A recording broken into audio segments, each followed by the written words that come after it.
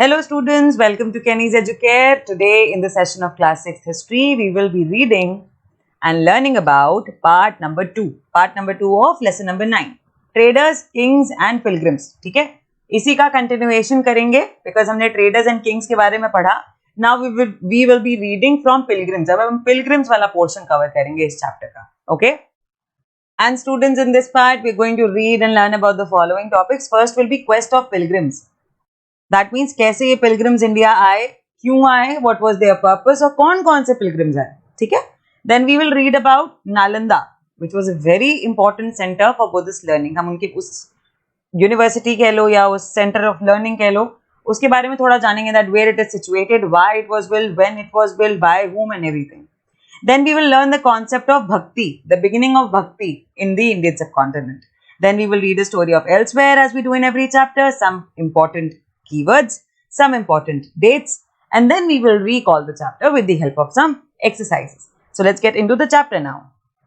Okay, so let's start this part with the quest of pilgrims. और मैं पहले भी part 1 में भी ये बता चुकी हूँ कि हम इस chapter 9 में पढ़ने की क्या कोशिश कर रहे हैं कि ये जो ancient history का period है ना, ancient history जो है, जो BCE से शुरू होता है और कुछ 10th century CE तक चलता है ना.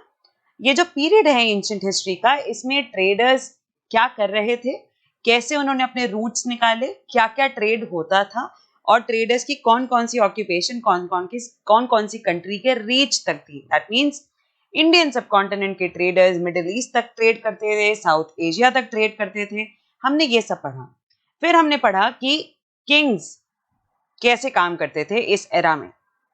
दैट मीन्स नए किंगडम्स बन रहे थे, नया एडमिनिस्ट्रेटिव आइडियाज आ रहे थे, नए तरीके का एक किंगशिप चल रहा था और आर्मी का डेवलपमेंट, नेवी का डेवलपमेंट, उनके खुद के कल्चरल एक्टिविटीज का डेवलपमेंट, क्राफ्ट पर्सन के डेवलपमेंट, ये सारे डेवलपमेंट एक साथ हो रहे थे इस एंशिएंट हिस्ट्री के पीरियड में. और अब हम पढ़ेंगे कि इसी पीरियड में कौन कौन से पिलग्रिम्स इंडिया आए and then they studied and journeyed throughout India. और उन्होंने अलग अलग कल्चरल आइडेंटिटी के बारे में पढ़ा, अलग अलग फिलोसफीज के बारे में पढ़ा, अलग अलग रिलीजन के बारे में पढ़ा. ठीक है. पिलग्रिम्स होता क्या है, इनके क्वेस्ट को पढ़ने से पहले जरूरी है कि जान लो पिलग्रिम्स होते कौन है. Pilgrims are men and women who undertake journeys to holy places in order to worship, in order to offer worship. ये वो मेन एंड वुमेन हैं जो अलग अलग जगह जर्नी करते हैं, एक कंट्री से दूसरी कंट्री जाते हैं, स्पेशली जहां पर कुछ रिलीजियस एस्टैब्लिशमेंट्स होते हैं, उन होली प्लेसेस में जाते हैं और वहां पे जाके वर्शिप करते हैं. कई पिलग्रिम्स उन रिलीजियस इंस्टीट्यूशन या उस रिलीजियस प्लेस के बारे में पढ़ाई भी करते हैं कि कैसे ये रिलीजन बना था and how it started in a country. Okay. As traders journeyed to distant lands in caravans and ships, pilgrims often traveled with them. क्योंकि आपको पता है कि अभी हम लोगों ने पढ़ा कि ट्रेडर्स कैरावंस के थ्रू या कभी कभी शिप्स के थ्रू अपना ट्रेड लेके जाते थे, अपना कंसाइनमेंट लेके जाते थे, and pilgrims used to get along with them. Pilgrims उनके साथ चल देते थे कि भाई तू जा रहा है, मुझे भी ले चल यार, वहां पे एक ऐसा रिलीजियस साइट है, मुझे वहां जाना है वर्शिप करने के लिए. And pilgrims used to get along with those travelers and with those traders.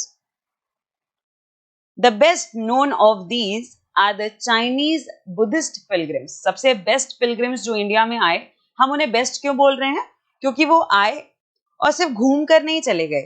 They properly studied about various religions in India. उन्होंने प्रॉपर अकाउंट, प्रॉपर डिटेलिंग करी कि इंडिया में किस तरीके की सोसाइटी है, किस तरीके के किंग्स हैं, कैसा एडमिनिस्ट्रेशन है, and they stayed in India for a very long time. ऐसे नहीं एक दिन में आए और घूम के चले गए.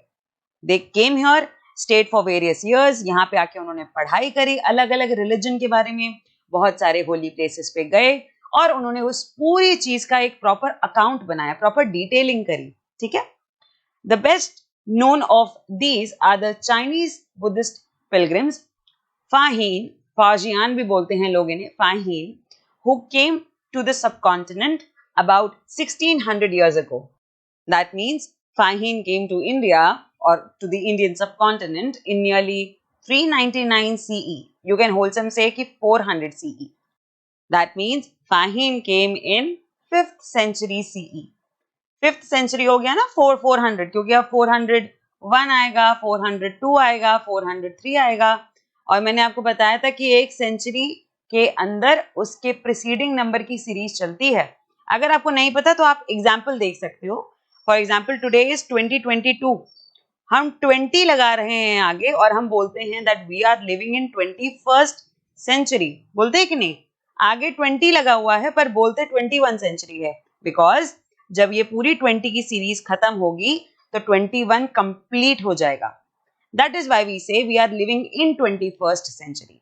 वैसे ही 400 CE is 5th century CE. So Pahin or Fajian came in 5th century CE in India, and Yuanzhang he came around 1400 years ago. 1400 years ago मतलब कुछ 600 CE. So Pahin came 1600 years ago and Yuanzhang came 1400 years ago. That means 600 CE. और I King who came 50 years after Yuanzhang. ठीक है, तो Yuanzhang और आई king दोनों लगभग same period of time पे आए थे। दोनों लगभग 7th सेंचुरी सीई में ही आए थे। ओके, ये 3 सबसे फेमस पिलग्रिम्स हैं who came to India to study about Buddhism, to visit the places related to Buddha, the famous monasteries related to Buddha and Buddhism. They came to visit places associated with the life of Buddha as well as famous monasteries. Each of these pilgrims left an account of his journey. ये लोग आए और इन्होंने जो भी experience किया उस चीज का पूरा अकाउंट लिखा. They wrote a complete literature on this, that what places they visited, वो कहाँ गए, what they learnt about Buddhism, monasteries में उन्होंने क्या देखा, what they learnt about the kingdoms in India, what they learnt about the culture and art in India. उन्होंने अपने account में इंडिया से रिलेटेड बहुत सारी details the which are now a very important evidence and source of history for us. They wrote of the dangers they encountered on their travels, which often took years, of the countries and the monasteries that they visited, and the books that they carried back with them. उन्होंने अपने account में ये भी बताया that when they came to India, or especially when they were going back from India, जब India से अपने घर वापस जा रहे थे, that means जब चाइना वापस जा रहे थे, उस पूरे ट्रैवल पीरियड में what were the dangers they encountered. Then उन्होंने ये भी बताया that कभी कभी तो हम लोग को बहुत साल लग जाते थे वापस जाने में. ओके, 2-2, 3-3 साल लग जाते थे अपनी कंट्री वापस जाने में. Then उन्होंने बताया what monasteries we visited and what were the books we carried along with us. जब वो इंडिया से वापस चाइना गए तो वो क्या क्या सामान इंडिया से ले गए थे अपने साथ चाइना में जाके स्टडी करने के लिए. ओके, और यही अकाउंट अभी हम आगे पढ़ेंगे भी.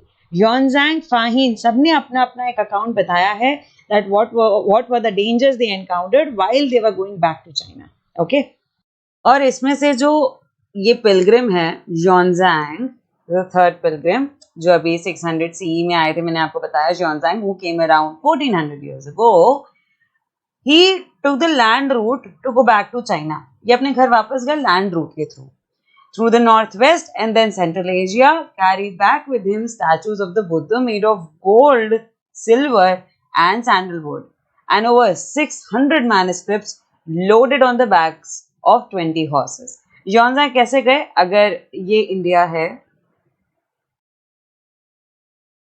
okay, if this is please do not go on my map drawing. तो ये इंडिया से गए पहले नॉर्थ वेस्ट से सेंट्रल एशिया होते हुए चाइना वापस गए. ठीक है, because that was the known land route, क्योंकि यहाँ पे तो हिमालयास थे, इन्हें क्रॉस करना टफ होता था. That is why most of the people who wanted to go to China via land route, they always took this north west central Asian root two reach China. Okay, so he took this route and when he got back to his home, he took various statues of Buddha. Buddha के यहाँ से statues लेके गए वो, which were made of gold, silver and sandalwood. साथ में 600 manuscripts भी लेके गए. उन्होंने सोचा कि let me just take all these manuscripts with me and I will study them, read them, translate them when I will get back home. अब 600 manuscripts हाथ में तो नहीं ले जा सकते आप, right? That is why he packed all those manuscripts and loaded all those manuscripts and statues on the back of 20 horses.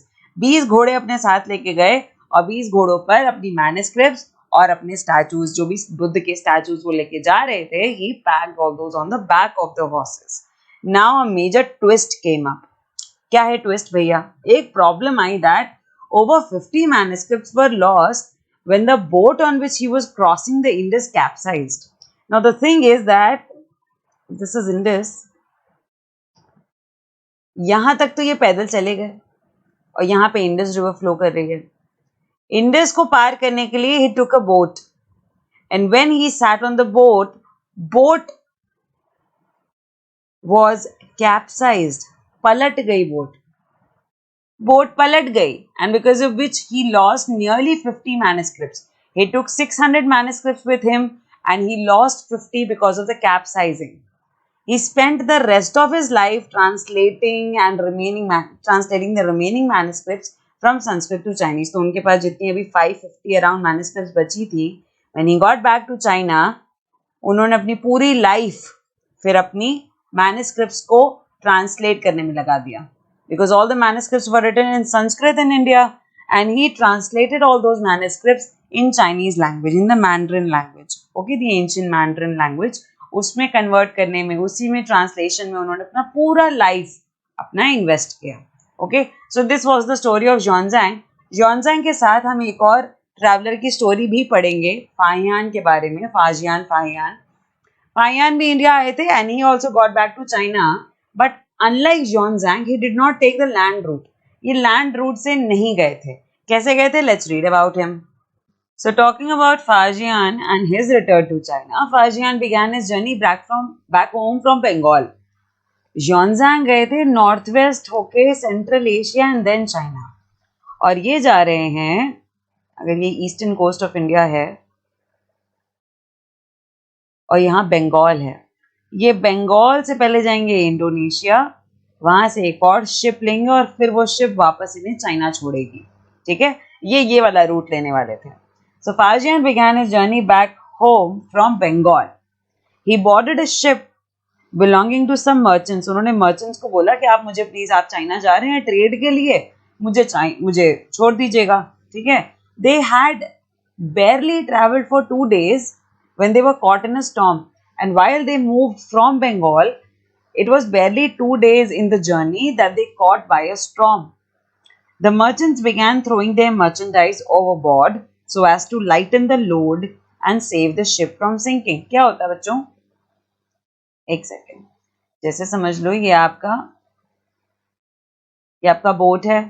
ठीक है, बोट है, शिप है, जो भी, ये आपका बोट है और आप जितना भी सामान रखा हुआ है बोट के ऊपर, if you are there in the water and if your ship is getting heavier, if your boat is getting heavier, then you have to throw some items into the water so that your ship or your boat can get lighter, because only lighter objects can float on water. Only lighter objects can float on water. That is why when merchants were experiencing the storm, they started throwing their merchandise into the sea water so that जो ship इतनी heavy हो गई है उसे light किया जा सके, so that you can beat the storm. Now Faxian threw away his meager personal belongings but clung to his books and statues of Buddha that he collected. Just like Xuanzang, Faxian was also carrying some statues of Buddha and some books related to Buddhism. Now he said, Faxian said कि देखो यार, मेरे पास मेरा personal जितना भी सामान था वो मैंने फेंक दिया. अब मैं ये बुद्ध के स्टैचूज और ये बुक्स नहीं फेंक सकता. So even in this severe storm, Faxian did not give away his statues and his books. Not at all. Finally, the storm subsided after 13 days. They were fighting for 13 days in that storm on that boat. They kept on fighting. They kept on maintaining their life. But after 13 days, the storm collapsed. This is how he describes the sea. और उन्होंने इसी experience को लिखा भी है अपने account में. He has described the sea as the sea itself is boundless in extent. कोई boundary नहीं होती. When you are there in a sea, जब आप समुद्र में होते हैं ना, दूर दूर तक सिर्फ पानी दिख रहा होता है. There is no extent to the sea water. It is impossible to know east or west except by observing the sun, moon or stars in their motions. When you are in the sea water, when you are in such a large water body, you are barely aware of any direction, any time. कुछ नहीं पता होता कि क्या time हो रहा है, कौन सा दिन है.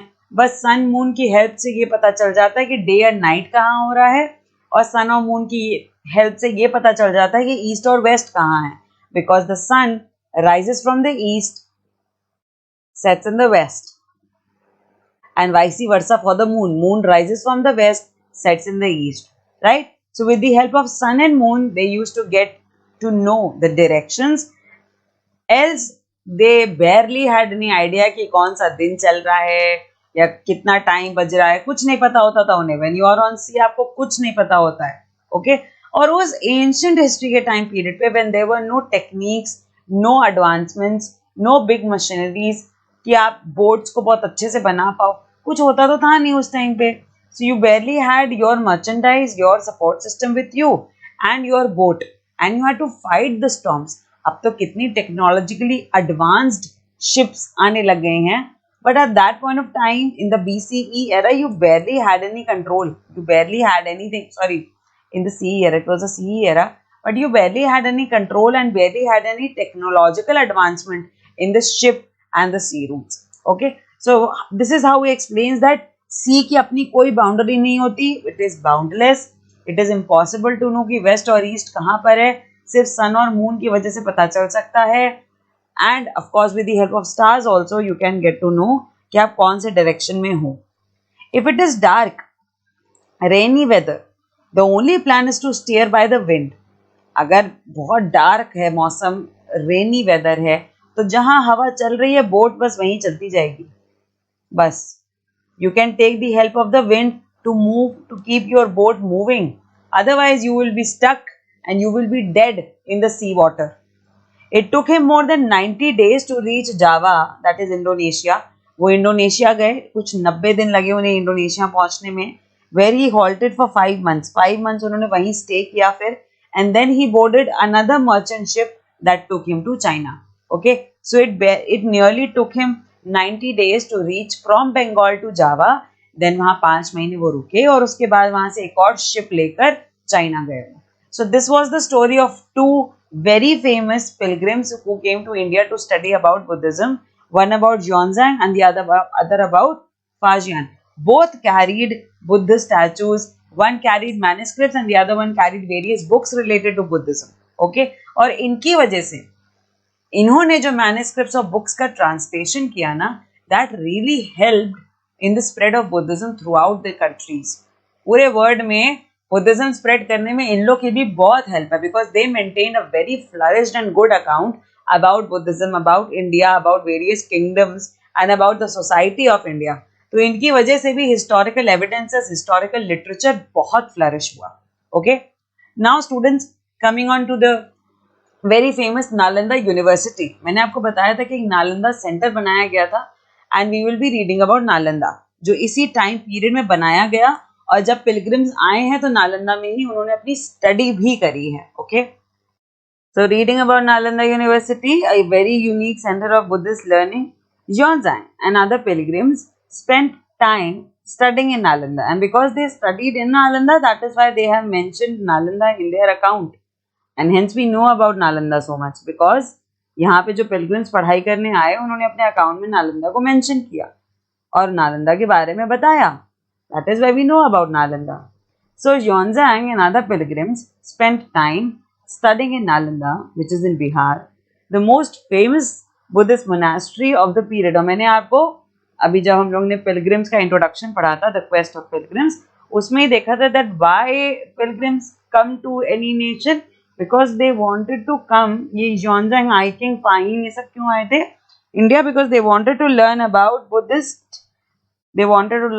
Buddhism, and they wanted to visit places of Buddhism. That means they wanted to visit Buddhist monasteries in India. And Nalanda, being a very famous Buddhist monastery, was a very attraction point for these pilgrims. This is how he describes it. The teachers are men of the highest ability and talent. Xuanzang ने अपने account में explain करा है कि नालंदा में पढ़ाने वाले teachers have the highest ability and the highest of talents. Okay, they follow the teachings of Buddha in all sincerity. They follow all the teachings जो बुद्ध ने सिखाई थी. टीचर्स यहाँ पे जो भी पढ़ाते हैं वो बुद्ध की सारी टीचिंग्स को बहुत ही सिंसेरली फॉलो भी करते हैं और हमें पढ़ाते भी हैं. The rules of the monastery are very strict and everyone has to follow them. Discussions are held throughout the day and the old and the young mutually help one another. Very important feature of cooperative practices which were there in Nalanda is that old, that means जो उम्र में बड़े हैं या जो उम्र में छोटे हैं, whoever is young or old in age, they used to help each other in reading, learning and knowing about various teachings of Buddha. या जो भी पढ़ाई हम कर रहे हैं, जो भी बुद्ध ने सिखाया, उसी का थ्रू आउट डिस्कशन होता था सारा दिन, उसी पे और बहुत सारे क्रिटिसिज्म, बहुत सारे क्वेश्चंस, बहुत सारी ऑब्जर्वेशंस होती थी लोगों की एंड उसी को through out the day discuss किया जाता था. ओके और ओल्ड और यंग एक दूसरे की हेल्प करते थे म्यूचुअल अंडरस्टैंडिंग को बढ़ाने के लिए. Learned men from different cities come here to settle their doubts. Whenever people are learning about life and the truth of life, they obviously and they will always have some doubts. And पूरी दुनिया में बहुत सारी different cities में लोगों को जो भी problem होती थी, they used to come to Nalanda to solve their doubts about life, about various knowledge, approached things and various questions which were related to Buddha's teaching. Buddha की टीचिंग से रिलेटेड भी अगर कोई डाउट्स होते थे तो लोग नालंदा उसको सॉल्व करने आते थे. और अब ऐसा नहीं है कि नालंदा यूनिवर्सिटी और ये गेट लगा हुआ है, बस फटाफट आ जाओ अंदर, अंदर टीचर बैठा हुआ है आपको सब बता देगा. ऐसे नहीं होता था. Gate keeper ask new entrants difficult questions. If you are a new entry to the university, you have to answer few questions. इस बुद्धिस्ट मोनास्ट्री में एंटर करने से पहले whoever wants to come and learn, whoever wants to come and clear their doubts from the teacher, उनकी entry से पहले gate keeper उनका एक टेस्ट लेता था छोटा सा. And those questions were very tough. ऐसा हमें ज़्योंगज़ांग बताते हैं. ज़्योंगज़ांग ने हमें ऐसा बताया है that they are allowed to enter, the new entrants were allowed to enter only after they have been able to answer these. जब आप गेट कीपर के पूछे हुए क्वेश्चंस को आंसर कर लोगे, only then you will be allowed to come inside the university, to come inside the Buddhist monastery. नहीं तो नहीं आने देंगे. And 7 or 8 out of every 10 are not able to answer. ज़्योंगज़ांग ने ये भी बताया कि क्वेश्चंस इतने टफ होते थे कि हर 10 में से केवल 2 लोग ही आंसर कर पाते थे, बाकी 7-8 लोग तो आंसर ही नहीं कर पाते थे. Questions were so tough being asked by the gatekeeper that only 2 people were able to answer the questions and then they were allowed entry into the monastery. Okay, तो ये एक कल्चर था. That means एक बहुत ही rich, flourished learning culture था Buddhist monastery Nalanda में. Okay, और ये अकाउंट बहुत इंपॉर्टेंट है which is acquired from Xuanzang account. और मैंने आपको पहले भी बताया है. I'm repeating once again. मैं एक बहुत सिंपल प्रैक्टिस कर सकती हूँ कि आपको सारी फैक्ट बताते चली जाऊँ, but this is very important to know कि ये फैक्ट हमें पता कहाँ से है, सोर्स क्या है हमारा. How do we know about Nalanda? We know about Nalanda from the account of all the pilgrims. We have account of Buddha's statue and Buddha's manuscripts because of the account of all these travellers. इन सब के account से, ये सारे evidences से, ये literature से ही हमें हेल्प मिलती है. ये हमारे सोर्स हैं हिस्ट्री को स्टडी करने के. And that is why children, you should always know about the source of history. Okay, so this was about Nalanda, a very unique center of Buddhist learning. Now reading about a very important topic, the beginning of bhakti, and this is the last segment of this chapter. ठीक है, और हम इसे क्यों पढ़ रहे हैं? Because in this entire chapter we read about the traders, the trade, कैसे trade हुआ, कैसे export import हुआ, कैसे sea routes बने, land routes बने, how we had relations with various nations, especially with the Roman Empire. Then we read about the kings and the kingdoms कि कैसे नए तरीके से kingdom establish हो रहे थे.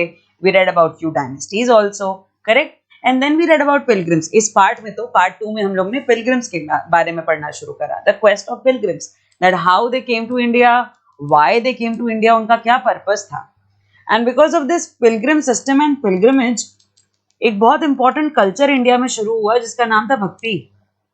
Because अभी तक Vedic practices, Islamic practices, spread of Christianity, अभी इंडिया में ये सब हो रहा है, ठीक है.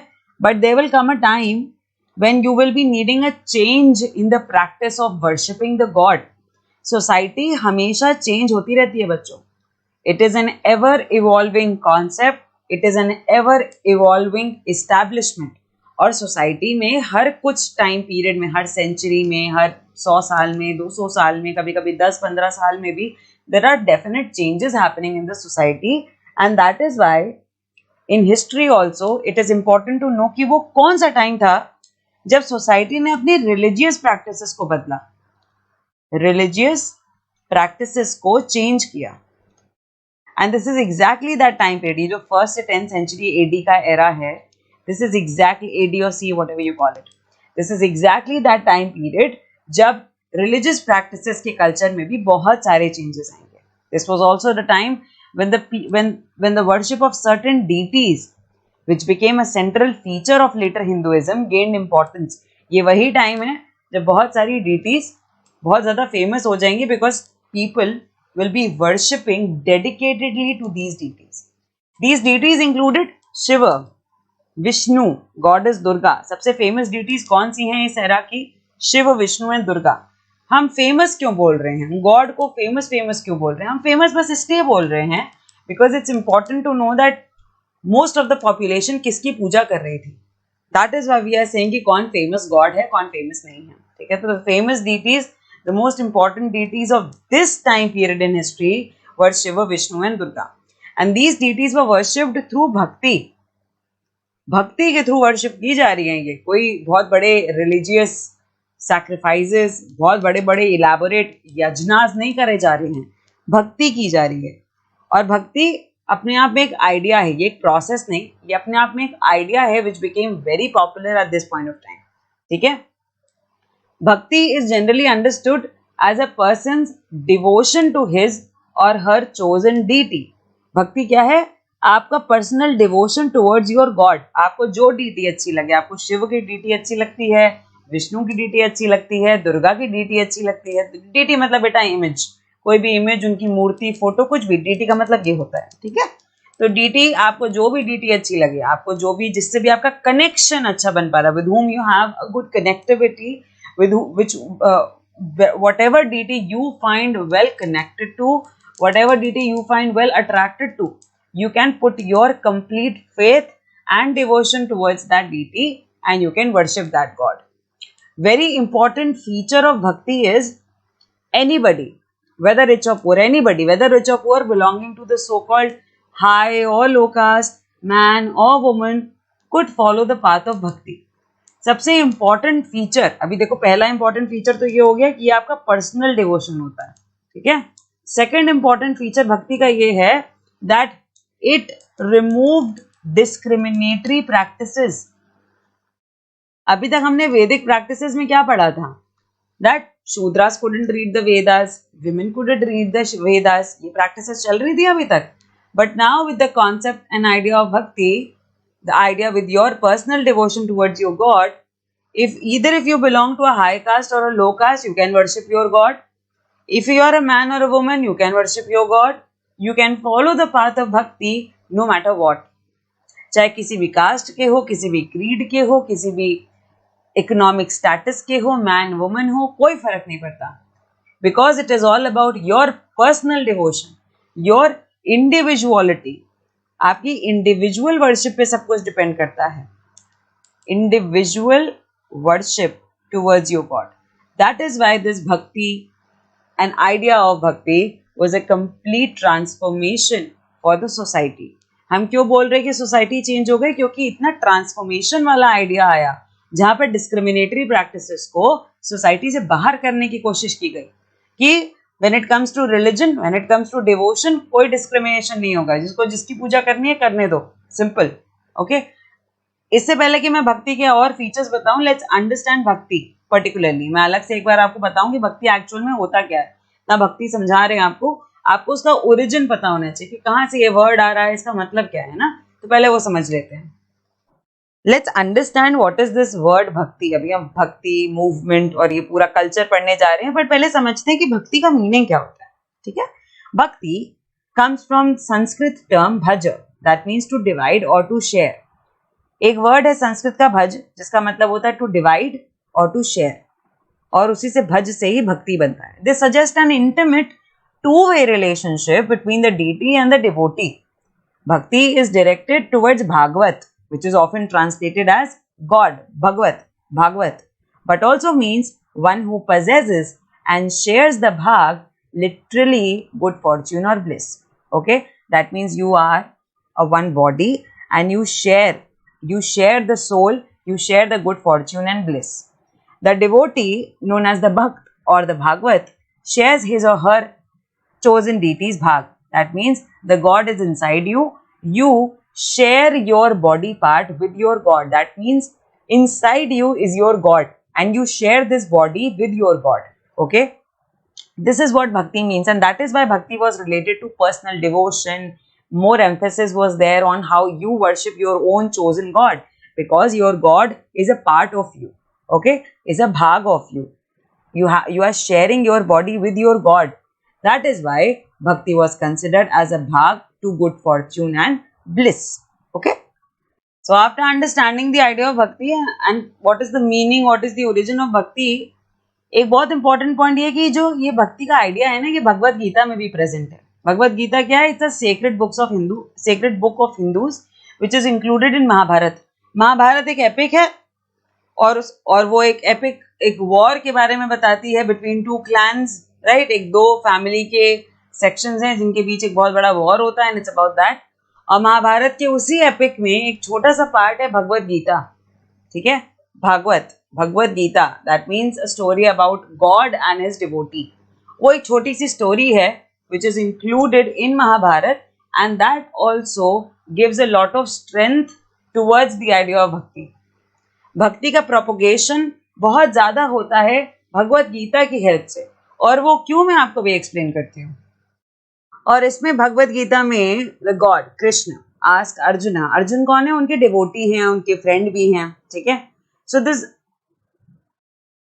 फीचर, ये जो गॉड का फीचर है ना यहाँ पे, कृष्ण अर्जुन से कहते हैं that you can abandon all the dharmas and you take refuge in him, you take refuge in me. भूल जाओ कि धर्म क्या होता है, भूल जाओ रूल्स एंड रेगुलेशंस क्या होते हैं, भूल जाओ एथिक्स क्या होता है. Just take refuge in me, just believe on me, as only he can set Arjuna free from every evil. Krishna ने अर्जुन को ये गारंटी दिया कि तुम परेशान मत हो, just free your self from all the dharmas, take refuge in me, believe in me, have faith in me. I will take you away from all the evil. I will set you free from all the evil. Just trust me. And that is what you have to do with your God. And by God, बच्चों, मैं ये नहीं कहना चाह रही that you have to believe in Krishna or you have to believe in Shiva or Vishnu or any other form or name of God. अगर आपको नहीं विश्वास होता है, it's okay. You can believe that there is some power in the universe who's governing everything. There is some power in the universe that is helping you to eat your food, to move your leg, to make your vision clear. कोई एक power है who is governing everything. Just respect that power.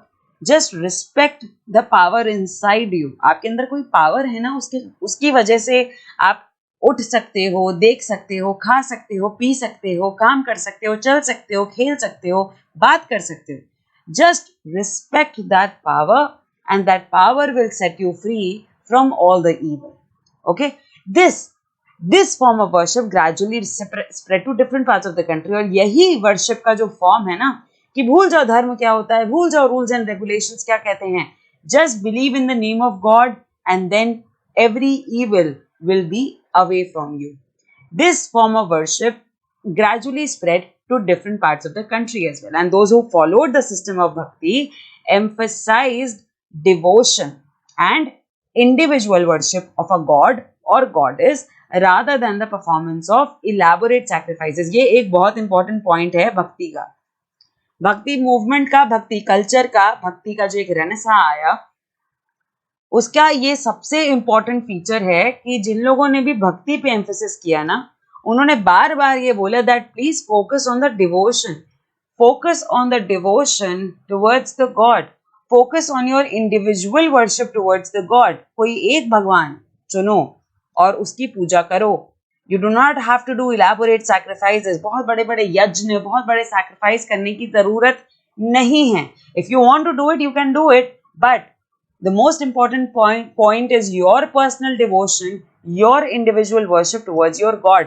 That means आपका जो devotion है अपनी पढ़ाई के लिए, अपने पेरेंट्स के लिए, अपनी फैमिली फ्रेंड्स के लिए, राइट, अपने गॉड के लिए, द पावर इनसाइड यू, वो devotion is the main character, वो devotion is the main bhakti. And if you are true to your own power, you are the most honest person in the earth, on the earth. ठीक है. अब अगर आप खुद से loyal नहीं हो, आप चीटिंग करते हो, चाहे टेस्ट में, एग्जाम में, खुद में, टाइम टेबल फॉलो नहीं करते, खाना अच्छे से नहीं खाते, गुड न्यूट्रिशन नहीं लेते, पेरेंट्स की रिस्पेक्ट नहीं करते, उनका कहना नहीं मानते, ये सारी चीजें will make you away from god. ठीक है. ये छोटी छोटी चीजें हैं which leads you to your individual worship towards your god. ठीक है. और यही भक्ति का भी आइडिया था कि आपने अगर एक भगवान चुना है, मान लो आपको कृष्ण अच्छे लगते हैं या विष्णु अच्छा लगता है या शिव अच्छा लगता है, उस एंशिएंट हिस्ट्री में यही प्रैक्टिस चल रही थी. एंशिएंट हिस्ट्री में यही प्रैक्टिस चल रही थी that if you have chosen a god, अगर आपने एक गॉड चुन लिया है, please be devoted towards that god. You do not have to do elaborate sacrifices, just be very focused and devoted to your own god. And according to this system of belief, if a devotee worships the chosen deity with a pure heart, the deity will appear in the form in which he or she may desire. और भक्ति movement का एक बहुत अच्छा belief ये भी था that if you will worship your God, your chosen deity with pure heart, बिल्कुल साफ दिल से अगर आप अपने भगवान की पूजा करोगे, that deity will come in front of you. That deity will appear in front of you, जिस फॉर्म में भी आप उन्हें देखना चाहते हो. आप उन्हें ह्यूमन बीइंग के फॉर्म में देखना चाहते हो, he will come in that form. आप उन्हें किसी प्लांट, किसी एनिमल, किसी और इमेज के फॉर्म में देखना चाहते हो, god will appear in front of you if you will be devoted towards the god in with a pure heart. Full devotion के साथ, प्योर हार्ट के साथ, if you will worship the god, god will appear in front of you. So the deity could be thought of as a human being, lion, tree or any other form. आप deity को अपना एक किसी human being मानकर या किसी lion को मानकर, किसी ट्री को मानकर भी पूजा कर सकते हो. Since this idea gained acceptance, artist made beautiful images of these deities. क्योंकि अब क्या है, प्रैक्टिस ये है कि आपको एक डीटी चूज करनी है और उसकी पूजा करनी है. अब आप डीटी चूज करते हो, इसके लिए आर्टिस्ट को एक काम मिल गया. जितने भी आर्टिस्ट थे उन्होंने सुंदर सुंदर डीटीज बनाना शुरू कर दी. सुंदर सुंदर शिव की, कृष्ण की, विष्णु की, दुर्गा की, सबकी सुंदर सुंदर डीटीज बनना शुरू हो गई. और ये अपने आप में एक इकोनॉमिकल एक्टिविटी बन गया. Correct. Because the deities were special, these images of the deity were often placed within special homes, places that we described as temple. और इन डीटी को आप किसी एक स्पेशल रूम में रख रहे थे, क्योंकि वहीं पे आप जाके अपना डिवोशन, अपनी पर्सनल वर्शिप करोगे, है ना. और इन्हीं स्पेशल होम्स या इन्हीं स्पेशल रूम्स को टेम्पल कहा जाने लगा. क्या कहने जाने लगा? टेम्पल्स कहा जाने लगा. मंदिर कैसे बने? मंदिर ऐसे ही बने. जब आप डीटीज की स्पेसिफिक पूजा करने लगे, इंडिविजुअल वर्शिप करने लगे, धीरे धीरे हर घर में डीटीज थी, हर घर में मंदिर बन गए और इन्हीं स्पेशल रूम्स को टेम्पल्स कहा गया. ठीक है. तो बच्चों, ये है भक्ति का पूरा अंडरस्टैंडिंग, भक्ति का पूरा कॉन्सेप्ट कि कैसे ये फ्लरिश हुआ, क्या इसके मेन कैरेक्टर्स, क्या इसके मेन फीचर्स थे और किस तरीके से इसने टेम्पल डेवलपमेंट में बहुत हेल्प करा. Okay. And this is the image of Vishnu as Varaha, a form of Vishnu. Okay, ये image Iran, not Iran, Iran नहीं, no, not that country. It's Iran from Madhya Pradesh, and this magnificent statue is of a special form of Vishnu. ठीक है, विष्णु का एक बहुत special form है. God के बहुत सारे फॉर्म्स में रिलीजन में प्रैक्टिस की जाती है और ये यहाँ पे विष्णु को वराहा, दैट मीन्स एक बोर के फॉर्म में, can you see this animal, एक बोर के फॉर्म में यहाँ पे प्रोजेक्ट करने की कोशिश की जा रही है. And the story behind this is, according to the Puranas, Vishnu took the shape of a boar in order to rescue the earth. ये आप स्मॉल लेडी देख रहे हो यहाँ पे, this lady is symbolising earth, or mother earth. Okay. और ये यहाँ पे शो किया जा रहा है that mother earth was getting sunk into water and then comes Vishnu as a boar and saved Mother Earth. Okay, here the earth is shown as a woman. So यहाँ पे ये clearly symbolize किया जा रहा है that this lady is earth और ये lady was getting sunk into water. That is why Vishnu in the form of Varaha or a boar, the god himself came in another form to save earth. Okay, और ऐसे बहुत सारी stories हैं. It's not about a religious chapter. It's not about a religious lesson. It's only a part of the story which you should know. That's it. बात आती है कि ये हिंदू टर्म कहाँ से आया है. The word Hindu, like the term India, is derived from river Indus. Indus से इंडिया बना, वैसे ही हिंदू भी इंडस से ही बना है. It was used by Arabs and Iranians to refer to people who lived to the east of the river. अगर ये Indus ऐसे फ्लो कर रही है तो इरानियंस और अरब्स जो इस पोर्शन में रहते हैं, ये इंडस है, इरानियंस और अरब्स यहाँ रहते हैं, right. And they wanted to mention people living this side of the river. ये राइट साइड है, ये लेफ्ट साइड है, right. Left of Indus is living the Iranians and Arabs. Now Iranians and Arabs wanted to quote the people living on the right side of the Indus. So they called the people living on the right side of the Indus as Hindus, okay, and to their cultural practices, including religious beliefs. Because यहाँ पे जितने लोग रह रहे हैं Indus के इस पार, though they have some differences, we all have some differences. हमारी थोड़ी भाषा अलग है और हम लोग थोड़ा रहते अलग तरीके से हैं, but on an average, especially the North Belt has almost very similar religious practices, very similar cultural practices. ठीक है. That is why the Arabs and Iranians mentioned the people living on right side of the Indus as Hindus. एक और back story ये भी है कि Indus को सिंधु कहा जाता था और अरब्स स अच्छे से बोल नहीं पाते थे, so they used to say Hindu, okay, Hindu, because they were not able to pronounce the word S. That is how also this word Hindu comes up. तो हिंदू के बहुत सारे नरेशन है. एक नरेशन ये है that they themselves, the Arabs and the Iranians, gave this title to the people living on the right side of the Indus River. Okay? और एक नरेशन ये भी है that Indus, also known as Sindhu, उसको सही से प्रोनाउंस नहीं कर पाते थे वो लोग, तो वो लोग उसको इंदू बोलते थे कि इंदू के तरफ के लोग जो हैं, people living on the right side of the Hindu. Okay? तो उससे भी ये शब्द हिंदू आया. So there are various stories, but you can remember this one that we are associated with Indus only. ठीक है. इंडस से ही हमारी कंट्री का नाम है, इंडस से ही हिंदू कम्युनिटी का नाम है. ठीक है. All right, now let's come to the story of elsewhere as we do in every chapter. So today we're going to be reading about Christianity, how Christianity emerged and how it spread to different parts of the world as well as countries. Okay, क्यों पढ़ रहे हैं इस story को? क्योंकि इस chapter में हमने पढ़ा about the pilgrims, about the spread of Buddhism not only to the Indian states and various corners of the country, but to the various corners of the world as well. Asian countries, South Asian countries, China, वहाँ के pilgrims India आके Buddhism के बारे में पढ़ाई कर रहे थे, right? That is why related to that story, we are reading कि वर्ल्ड में और कौन से ऐसे religion है that was spreading at the same mark. ठीक है. कैसे जैसे बुद्धिज्म स्प्रेड हुआ वैसे और कौन से रिलीजन है जो स्प्रेड हुए और बाहर से आए. ठीक है. Okay, so about 2000 years ago Christianity emerged in West Asia. Western Asian region में क्रिश्चियनिटी इमर्ज होता है. जीसस क्राइस्ट बॉर्न होते हैं बेथलेहम में, which was part of the Roman Empire. देखो ये है रोमन एम्पायर का मैप. ठीक है. ये है रोमन एम्पायर की पूरी टेरिटरी जिसपे वो रूल करते थे. This is the ruling territory of Roman Empire and Bethlehem was a place under the Roman Empire. Christ's teachings were that he was the savior of the world.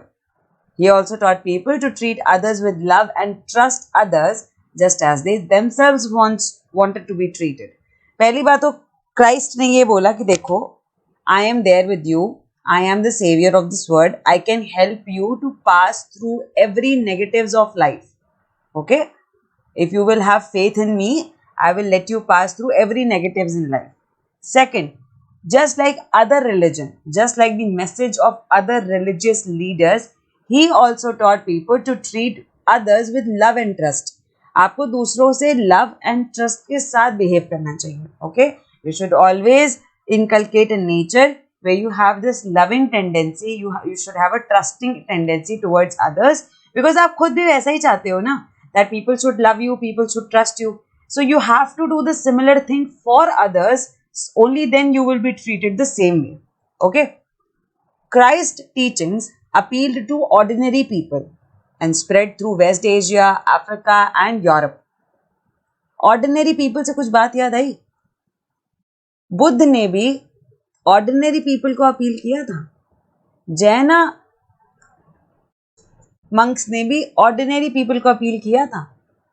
And here also Christ's teachings are appealing to the ordinary people because they are the ones, they are the basic mass of the society जो किसी एक message को समझकर उसमें evolve होकर उसके through transform हो सकती हैं. That is why ordinary people were targeted. Ordinary people को समझाया गया कि देखो, this is the truth of life and if you want to move forward, you have to keep faith in me. You have to love others, you have to trust others, you have to do good with others. अगर आप कोई good deeds नहीं करोगे, how good will happen in your life? आप कुछ अच्छे काम करोगे नहीं तो आपकी लाइफ खुद कैसे अच्छी होगी? और इसी तरह उनके मैसेज न केवल वेस्ट एशिया में फैले बल्कि अफ्रीका में भी, यूरोप में भी. The first Christian preachers came from West Asia. West Asia से ही पहले क्रिश्चियन प्रीचर्स आए to the west coast of the subcontinent. India के वेस्टर्न कोस्ट पे, ये है वेस्टर्न कोस्ट पूरा, यहाँ पर वेस्ट एशिया से क्रिश्चियन प्रीचर्स आए. क्रिश्चियन प्रीचर्स इंडियन कोस्ट पे आए. Okay, the Christians of Kerala known as Syrian Christians because they probably came from West Asia are among the oldest Christian communities in the world. तो जो Christian preachers West Asia से India में आए थे to preach people about Christianity, to transform them into Christianity or transform their religious beliefs and ideas to Christianity. They came from West Asian region और जब वो India में आए तो उन्हें सीरियन क्रिश्चियंस का नाम दिया गया क्योंकि शायद वो लोग सीरिया की तरफ से ही आए थे. तो जो केरला में क्रिश्चियंस रहते हैं ना, they are the among the, not the oldest but among the oldest Christian communities in the world. Kerala में रहने वाले क्रिश्चियंस जिन्हें हम सीरियन क्रिश्चियंस कहते हैं, they are one of the oldest Christian communities in the world. देखो conclusion क्या है, यहाँ पे ये दिख रही है ये एरिया, यहीं पे बेथलेहम था. ठीक है, बेथलेहम एक जगह है जहाँ पे क्राइस्ट बॉर्न होते हैं. यहीं से क्रिश्चियनिटी का आइडिया बनता है व्हेन क्राइस्ट ने ये बताया that he is the saviour and you should love others, you should do good deeds, you should always respect others. ये सारी अच्छे वर्च्यूज एंड वैल्यूज लोगों को सिखाए और उनकी ये वैल्यूज पूरे इस एशियाटिक रीजन में और फिर यहाँ से और इस तरफ इस ईस्टर्न साइड जाने लग गए. यहीं पे कहीं सीरिया भी है, ये जो एशिया माइनर का रीजन दिख रहा है ना, यहीं पे ये सीरिया भी है. तो यहाँ से जब वेस्टर्न प्रीचर्स इंडिया की तरफ आए, इंडिया तो इस तरफ है ना ईस्टर्न साइड, जब वो इंडिया की तरफ आए उन्होंने लोगों को प्रीच किया, टीच किया and then they stayed in Indian continent, subcontinent only, right. And then people who got transformed, और या फिर हो सकता है सीरिया के कुछ लोग जो इंडिया में आके रुक गए. केरला में, केरला के क्रिश्चियंस जो हैं वो सबसे one of the oldest communities in the world हैं अबाउट क्रिश्चियनिटी. ठीक है, ये वही सीरियन क्रिश्चियंस हैं जो इंडिया में आए थे to preach people and then they settled in India और उसके बाद वो केरला में रहने लग गए. ऑलराइट, तो ऐसे स्प्रेड होता है धीरे धीरे आपका कोई भी रिलीजन. कोई एक लीडर, कोई एक प्रीचर, कोई एक फिलोसोफर होता है जो अपने आइडिया को प्रोपोगेट करता है and then there are followers of that leader and those followers spread throughout the world. पूरी दुनिया में वो लोग जाते हैं और अपने रिलीजियस आइडियाज को प्रोपोगेट करते हैं और उसे फेमस करते हैं. And this is how Christianity also spread through the entire world. Okay, starting from Bethlehem, then western Asian region में फैला and then came towards the eastern nations, that means India. Okay, all right, so at the end of the chapter let's read some associated keywords from the chapter. First is trader. पूरे chapter में हमने देखा कि कैसे traders were associated with kings और कैसे this entire historical evidence और ये जितनी भी stories हम पढ़ते हैं ये traders के account से पढ़ते हैं. Economic activities, occupational activities, employment generation और जितने भी international relation, सी लिंक, रोड लिंक, जितना भी कुछ हो रहा था ये सब ट्रेडर्स की हेल्प की वजह से हो रहा था. Then we read about Muvendar, the routes, especially the silk route, the famous Kushans, Mahayana, Theravada, Bodhisattva, the pilgrims and then finally the bhakti movement. Okay, a revolution in the cultural and religious ideas of people to awaken them regarding the true virtues of a bhakt and to avoid the discriminatory practice among the society. Okay, Here are some important dates as well which we need to remind ourselves. सबसे पहले है discovery of silk. Silk making की discovery कब हुई थी? आई told you it happened 7,000 years ago. बहुत पुरानी बात हो गई. It happened 7,000 years ago, which you can write as nearly 5,000 BCE. BCE की बात हो रही है, not the CE period. Coming on to the next date, Chola Chera Pandya. They happen to be about the most powerful South Indian kingdom, and they emerged about 2,300 years ago. That means you can say nearly 300 BCE. And please, मैं बार बार repeat कर चुकी हूँ, याद रखना ये संगम as के चोला चेरा पांड्या हैं. And by this I mean that Sangam age था एक हिस्ट्री का एक वो important period when were poets of the Sangam assembly used to write a lot of poems, a lot of plays, a lot of writing, right? And in that period these kingdoms emerged as the most powerful. उसके बाद इनकी power थोड़ी सी decline हुई, and then they re-emerged in the 10th century CE. 300 BCE से इनका rule शुरू हुआ, सबका नहीं बट लगभग सबका 300 BCE से चोला चेरा पांड्या का रूल शुरू हुआ. बीच में डिक्लाइन आया और फिर again they rose in power nearly in the 10th century CE. All right. Third important date is growing demand for silk in the Roman Empire. Silk की डिस्कवरी हो रही है 7,000 years ago, पर उसकी डिमांड रोमन एम्पायर में arise होती है 2,000 years ago. That means you can say somewhat nearly first century CE. First century CE से रोमन एम्पायर ने सिल्क की डिमांड करना शुरू कर दिया था. ठीक है. Then we also read about Kanishk, who was the most important ruler of the Kushan dynasty. He had his rule about 1900 years ago. And we read about Kushans, a very little bit introduction of Kushans in the last 8th chapter also, when I told you that Kushans had the greater control over the Silk Route in comparison to other kingdoms in India, right? अगर याद नहीं आ रहा है तो chapter 8 की slides को एक बार revise करो. वहां पे मैंने बताया था कि कैसे Kushans were the most important empire in India having control over the silk route. केवल उनका कंट्रोल नहीं था, और भी बहुत सारी इंटरनेशनल किंगडम्स का कंट्रोल था, बट अगर इंडिया की बात की जाए तो Kushans had the greater control over the silk route. And I told you in the reference of Mathura, because Mathura was a very important centre and Mathura became the second capital of Kushans. मैंने उस reference में आपको ये बताया था. All right, coming on to the next date, Fahien came to India. कब आए हैं वो? 1600 years ago. All right. Xuanzang वो कब आए हैं? अपर composes devotional poems in praise of Shiva. इन्होंने 1400 years ago poems लिखी शिव पर बेस्ड, और exactly उसी टाइम पर ज़ुआनज़ैंग भी इंडिया आए हैं. ठीक है.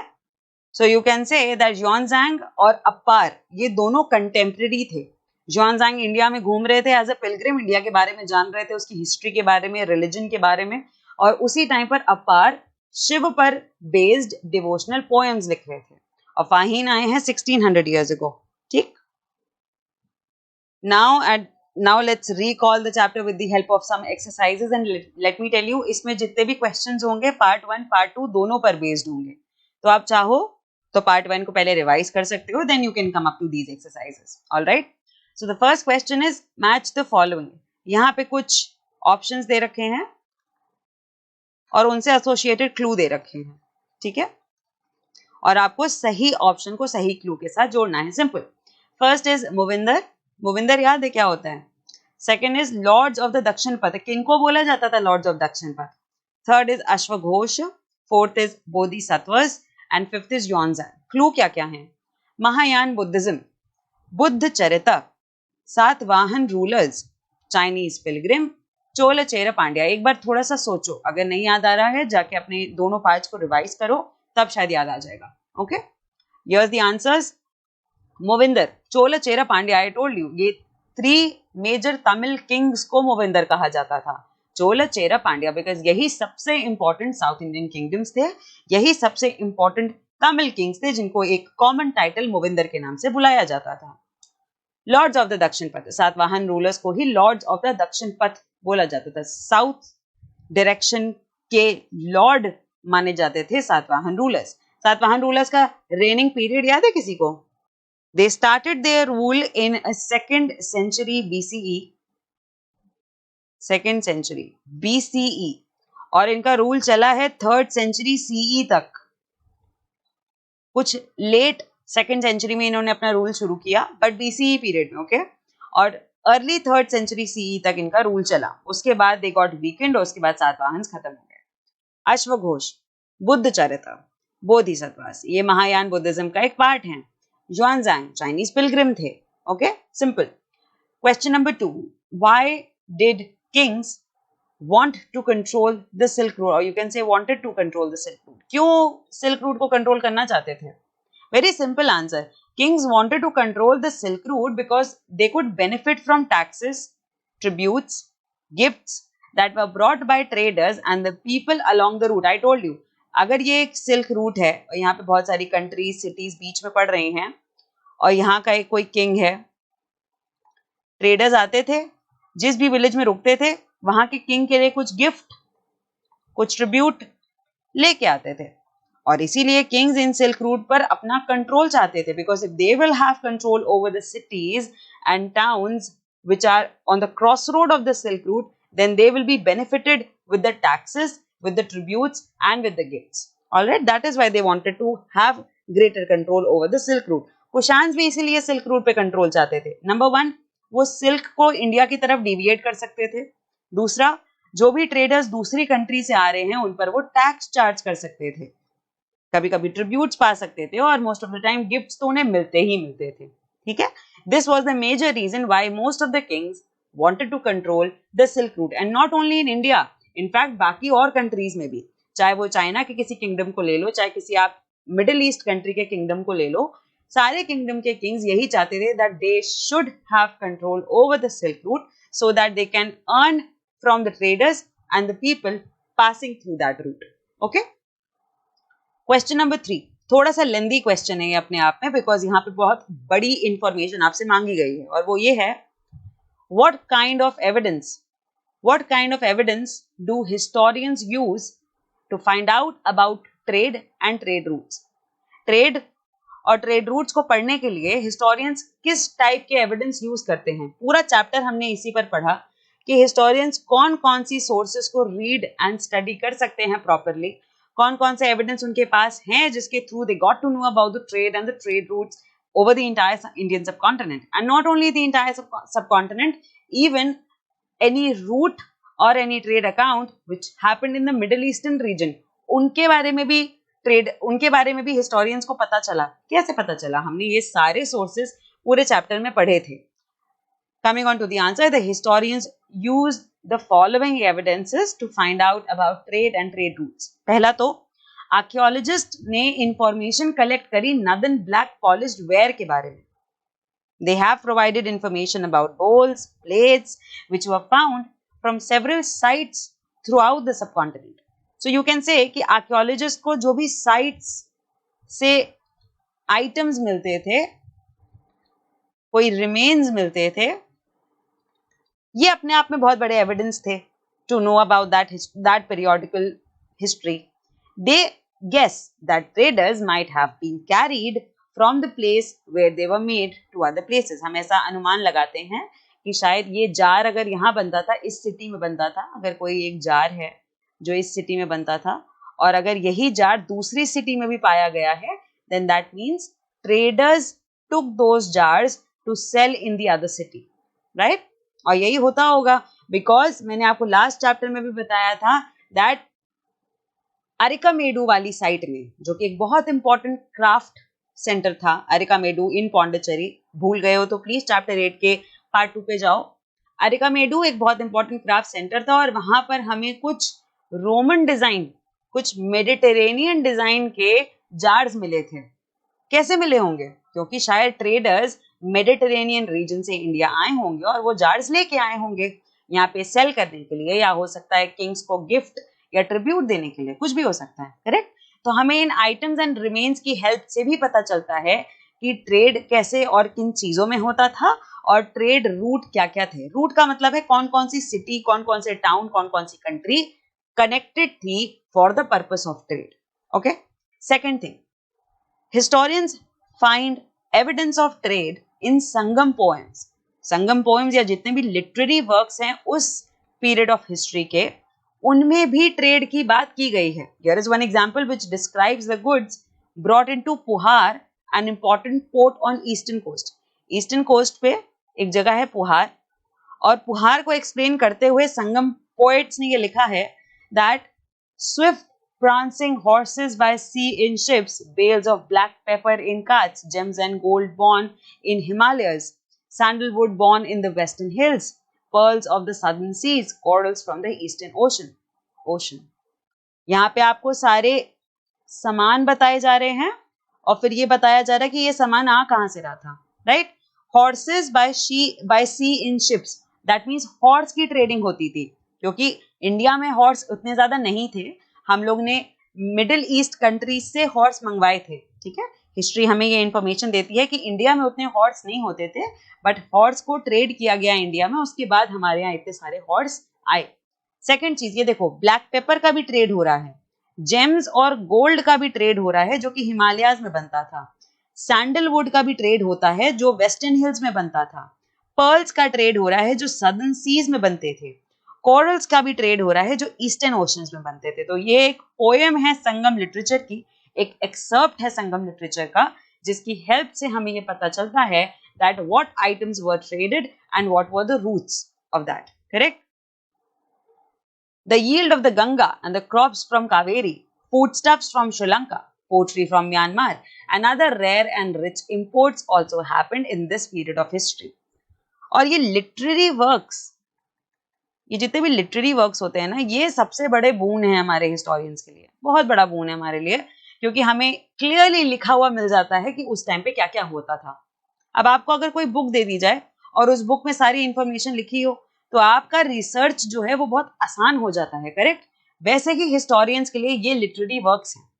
ये लिटरेरी वर्क्स दो हमें थोड़ा सा कंफ्यूज भी करती हैं कभी कभी, और हमें बहुत ज्यादा एनालाइज करना पड़ता है इनको, but they prove to be the best evidence for the historians to study about a particular period of history.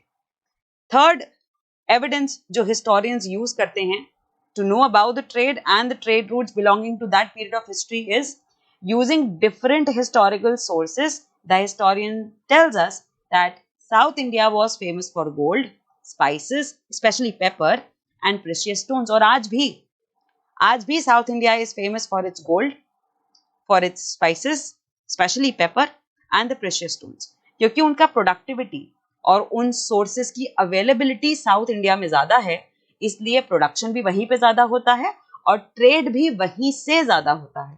Okay? Pepper was particularly valued in Roman Empire so much that it was known as black gold. Pepper जो South India का सबसे special, सबसे famous spice था, Roman Empire में इसकी बहुत demand थी. Roman Empire में पेपर की इतनी डिमांड थी that pepper was known as black gold in the Roman empire region. So Indian traders carried many of these goods in ships across the sea and in caravans to Rome.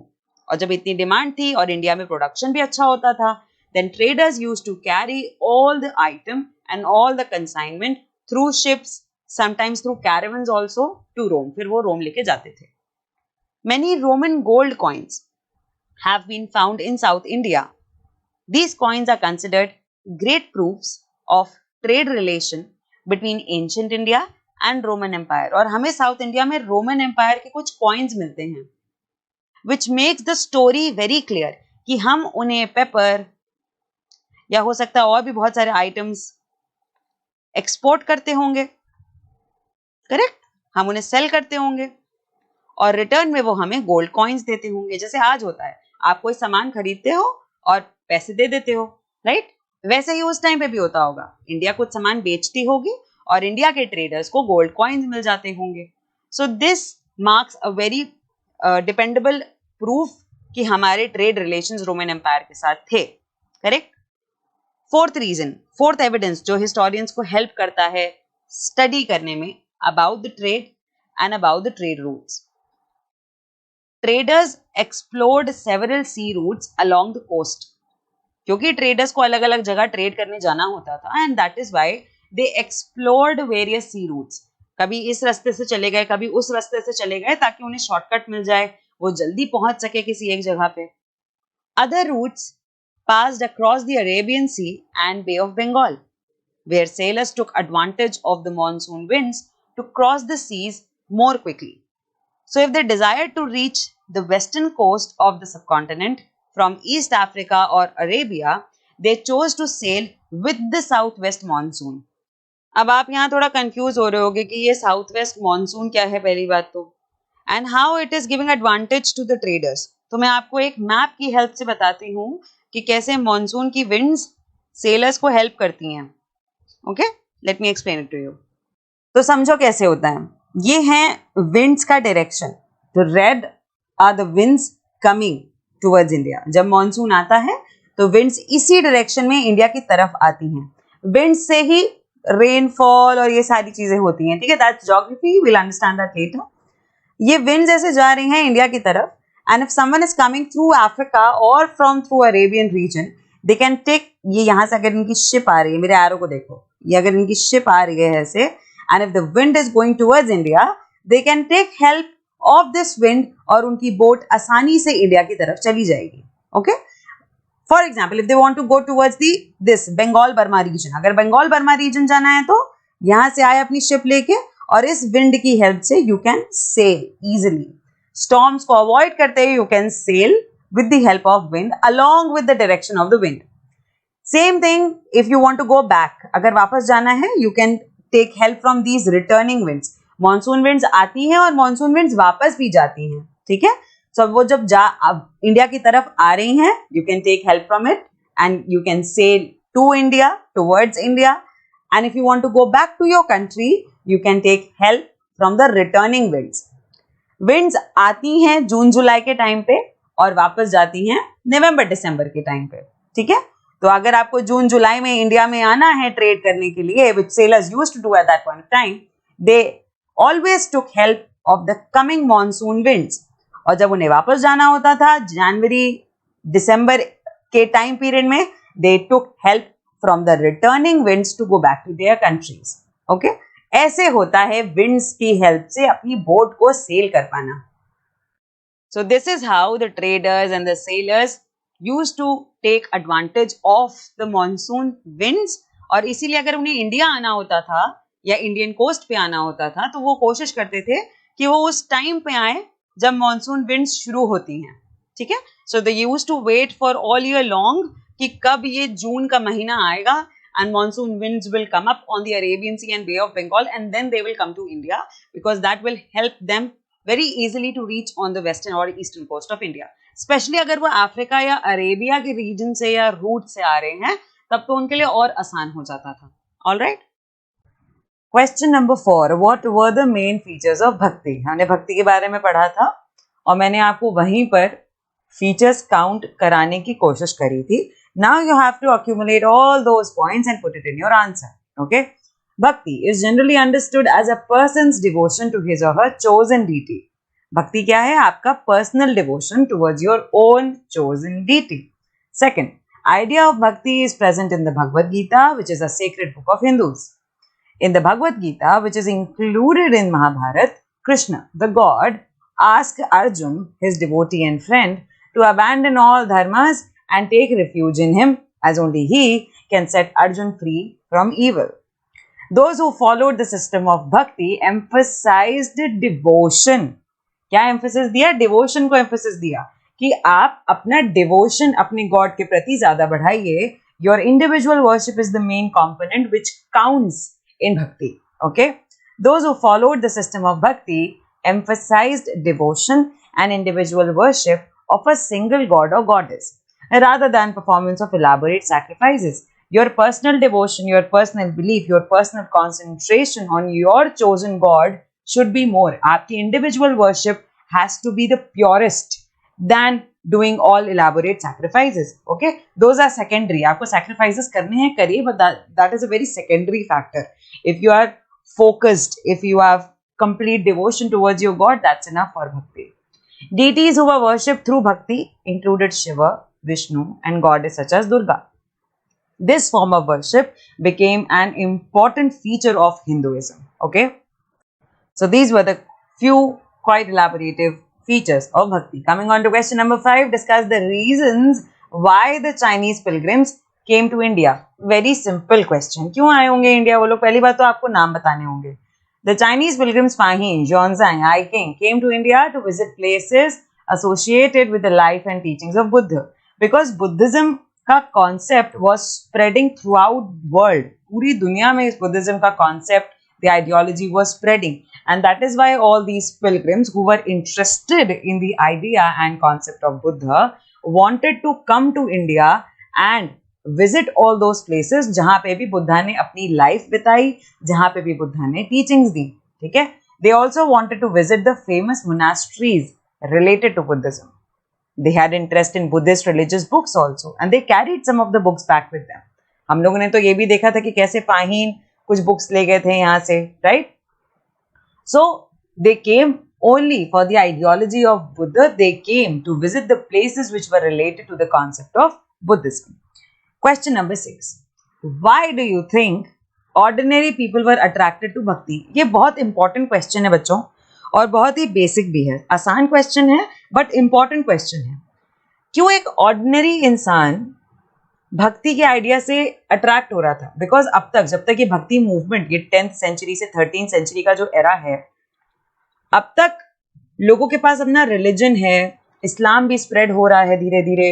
In fact 13th century में तो इस्लाम अपने zenith पे था India में. अगर if you talk about Indian subcontinent, 13th century was that point where Islamic practices and Islamic belief in India was at its zenith, because Delhi Sultanate establish हो गया था. So when people having their different kind of religion, Hinduism अपने peak पे है, वैदिक practices में बहुत सारे चेंजेस आ चुके थे अब तक, इस्लामिक प्रैक्टिसेस स्प्रेड हो चुकी थी. ठीक है? बुद्धिज्म, जैनिज्म प्रैक्टिस हो रहा था. तो ये जो प्रैक्टिस ऑफ वर्शिप है, ये जो फॉर्म ऑफ वर्शिप है, why people were attracted, why ordinary people were attracted to it? Because we think that ordinary people were attracted to bhakti because bhakti saints used the language of people which they could understand easily. ये तो सबसे पहली बात ये हो गई कि उन्होंने अपना मैसेज, भक्ति सेंट्स ने अपना मैसेज ऑर्डिनरी लैंग्वेज में समझाया. और जब कभी भी आप एक ऑर्डिनरी लैंग्वेज का यूसेज करते हो, people tend to understand your point very easily. For example, if I am teaching you over here and if I start speaking in French or if I start narrating the entire chapter in English, तो आपको difficulty होगी समझने में कि ma'am तो सिर्फ English बोले जा रही हैं, या फिर अगर मैं कंप्लीट हिंदी बोलना शुरू कर दूं तो भी डिफिकल्टी होगी, right? That is why we should always focus on the language we are using, और हमारा टारगेट ऑडियंस कौन है. ठीक है?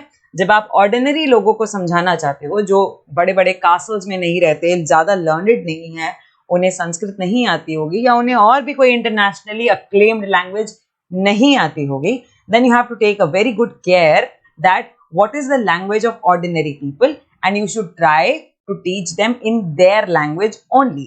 Okay? So, पहली बात, that Bhakti saints used the language of ordinary people, इस वजह से people were attracted. Second, saints emphasized the worship of certain deities which became a central feature of later Hinduism, gained in importance.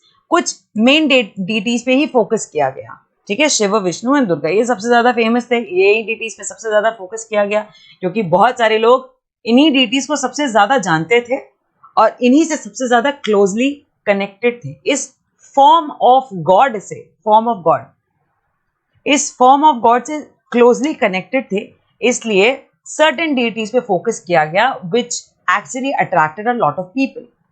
Third point, these deities included Shiva, Vishnu, goddess Durga. Bhakti is generally understood as a person's devotion to his or her chosen deity. ये आपके खुद का devotion है. आपकी पूरी family क्या करती है, आपकी पूरी कम्युनिटी क्या करती है, आपका पूरा डिस्ट्रिक्ट, सिटी किस चीज में बिलीव करता है, that doesn't matter. Your personal devotion towards your God matters in the concept of bhakti. Anybody, whether rich or poor, belonging to the so-called high or low caste, man or woman, could follow the path of bhakti. सबसे बड़ी बात थी that there was no scope for discrimination. There was no scope for discrimination when it comes to bhakti. No discrimination at all. That is why people were attracted to it. कि हाँ, ये अच्छा तरीका है कि अपना भगवान खुद चुनो और बस उनकी तरफ डिवोटेड हो जाओ, उनकी वर्शिप करो. बाकी आप मैन हो, वुमन हो, high caste, low caste, doesn't matter at all. They stressed on simple ways for moksha or salvation, the last aim of life, because moksha is the last aim of life, that our soul should get free from all the sins, from anything bad. हमारी soul free हो जानी चाहिए, right? That is the main aim of life.